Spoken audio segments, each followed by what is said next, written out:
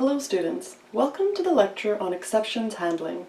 And after this lecture we will be able to learn the following objectives. Understand about handling of exception. Explain the types of exceptions. Define exception hierarchy. Explain throws, throw, and finally keywords. Declare your own exception.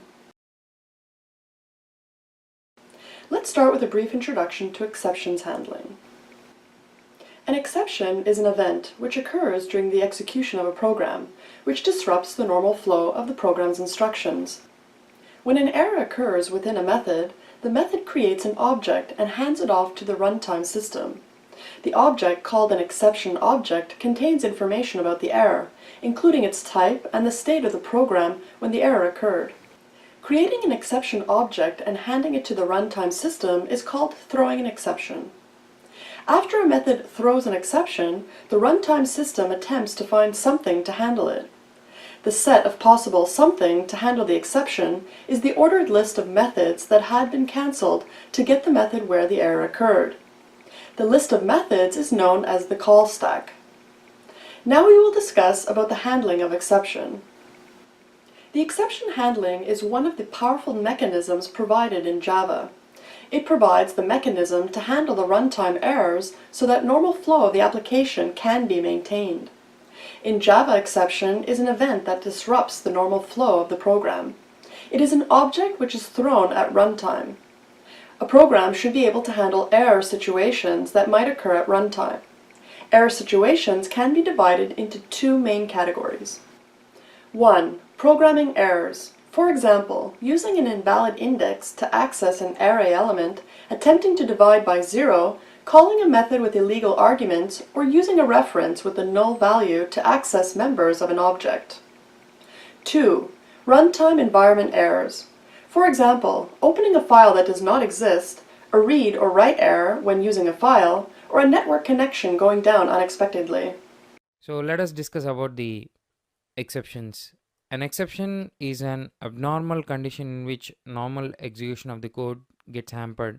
So it's a special situation where the virtual machine will not be able to take any decision in terms of proceeding ahead with the code.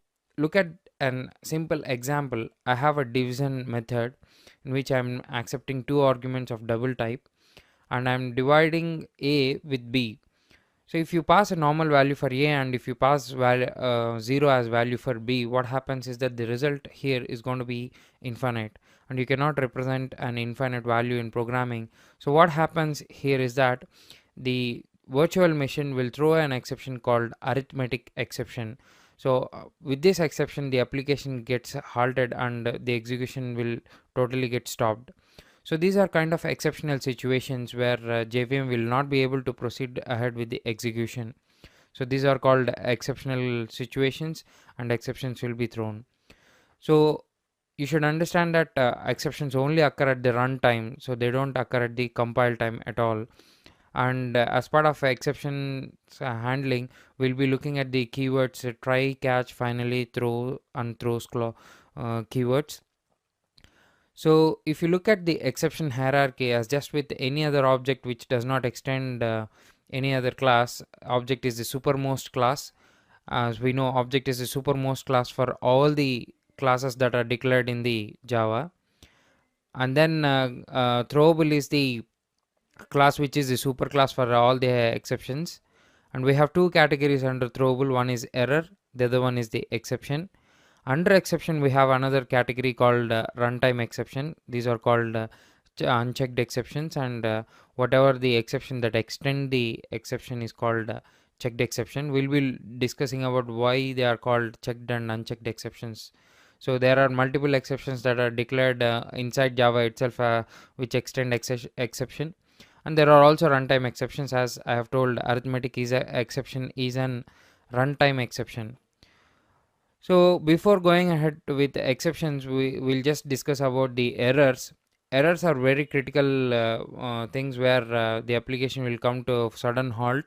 So errors are actually thrown by the Java runtime system and indicate some irrecoverable conditions that occur during the program execution. So you cannot recover from errors, but you can handle them, but you cannot really do much about it. They are actually critical situations which the application will not be able to run at all. So once thrown by the system, application cannot recover from it and will come to halt. And errors need not be handled. Actually, they can be handled, but there's no use out there. So if you look at some examples about errors, there's an error called out of memory error. This error occurs when there is no extra space to create a new object inside the memory. That means the total RAM is occupied by the existing objects and we don't have any extra space, so our application will not be able to run anymore.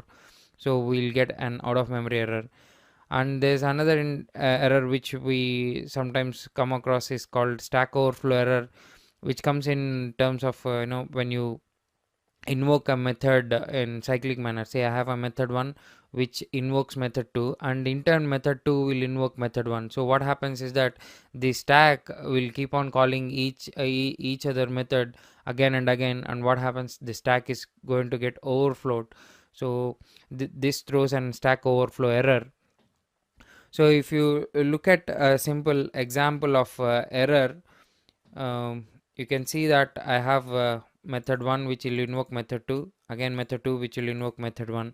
So I'm executing this by invoking method 1. So each method is calling the other method. So we are going to get the error something like this. So you can see an error is being thrown. Here you can see that stack overflow error has been thrown. So this is a very critical error. So the application will not be able to proceed anymore because it only be able to move its execution between these two methods and cannot escape from this loop. So that's the reason why this error is being created. Then coming to the exception part, unlike errors, exception can be handled to prevent the program to automatically get terminated. So exceptions are slightly less less critical conditions where we'll be able to recover from those exceptions and make the application go forward. So we'll be able to tell to JVM to take out a decision or choose a particular block as based on the exception that occurs, and tell it to proceed with that kind of flow. So exceptions can be handled using try and catch blocks. Using try-catch. The first step in constructing an exception handler is to enclose the code that might throw an exception within a try block. In general, a try block looks like as shown on the screen. Catching multiple exceptions. In Java SE7 and later, a single catch block can handle more than one type of exception. This feature can reduce code duplication and lessen the temptation to catch an overly broad exception. In the catch clause, specify the types of exceptions that block can handle, and separate each exception type with a vertical bar as shown on the screen. Rethrowing exceptions with more inclusive type checking. The Java SE7 compiler performs more precise analysis of rethrown exceptions than earlier releases of Java SE. This enables one to specify more specific exception types in the throws clause of a method declaration. Look at the example shown on the screen.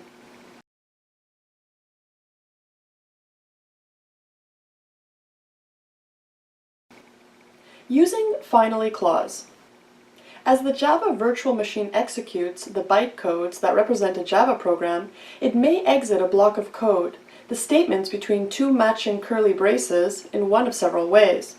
For one, the JVM simply could execute past the closing curly brace of the block of code. Or it could encounter a break, continue, or return statement that causes it to jump out of the block of code from somewhere in the middle of the block. Finally, an exception could be thrown that causes the JVM either to jump to a matching catch clause, or, if there is not a matching catch clause, to terminate the thread. To use a try finally clause, enclose in a try block the code that has multiple exit points. Put in a finally block the code that must happen no matter how the try block is exited. Look at the screen for an example of how to use the finally clause.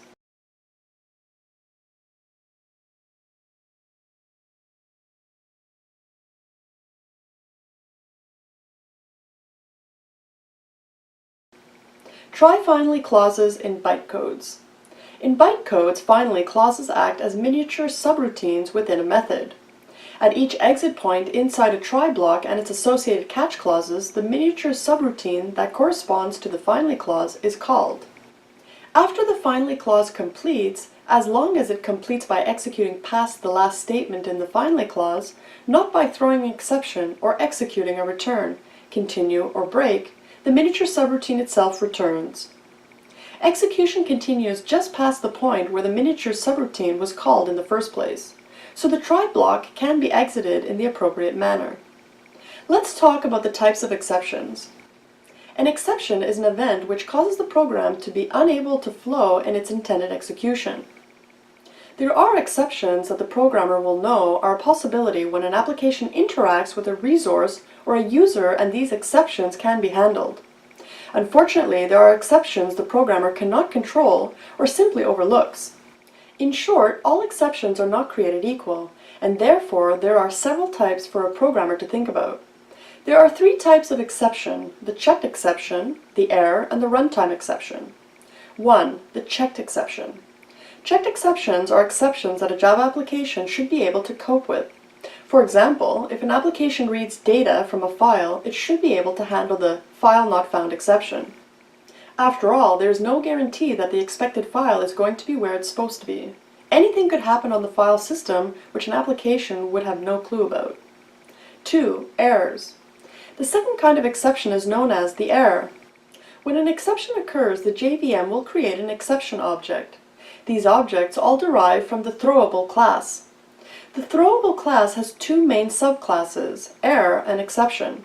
The error class denotes an exception that an application is not likely to be able to deal with. These are not exceptions at all, but problems that arise beyond the control of the user or the programmer. Errors are typically ignored in code because one can rarely do anything about an error. 3. Runtime exceptions. A runtime exception occurs simply because the programmer has made a mistake.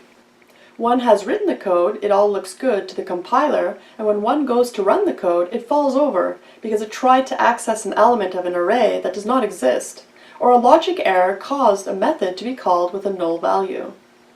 Throwing exceptions.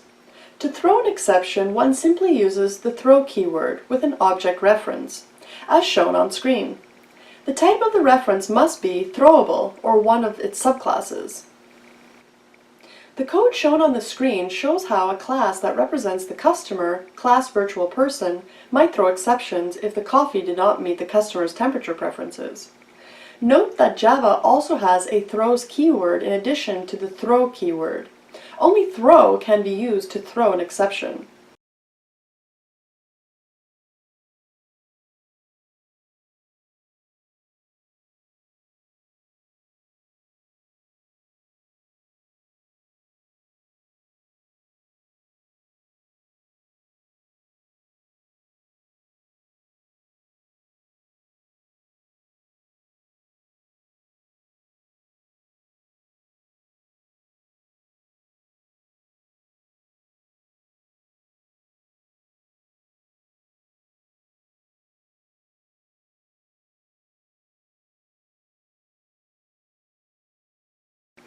Writing exception subclasses.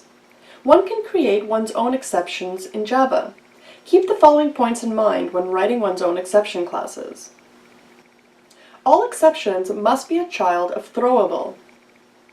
If one wants to write a checked exception that is automatically enforced by the handle or declare rule, one needs to extend the exception class. If one wants to write a runtime exception, one needs to extend the runtime exception class.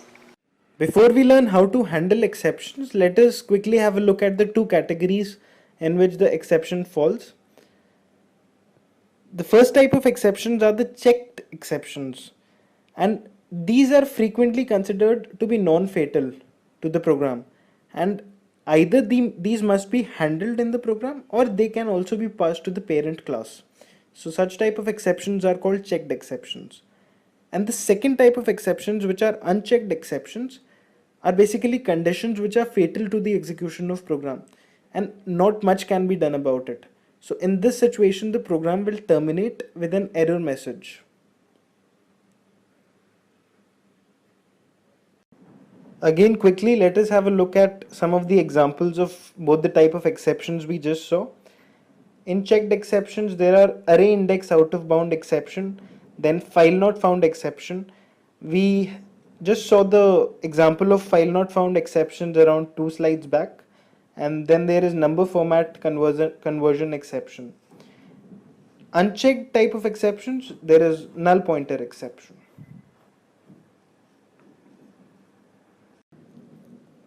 Now coming to the most important part, the part where we learn to handle exceptions, the part where we learn what exception handling is. What happens when you throw a ball?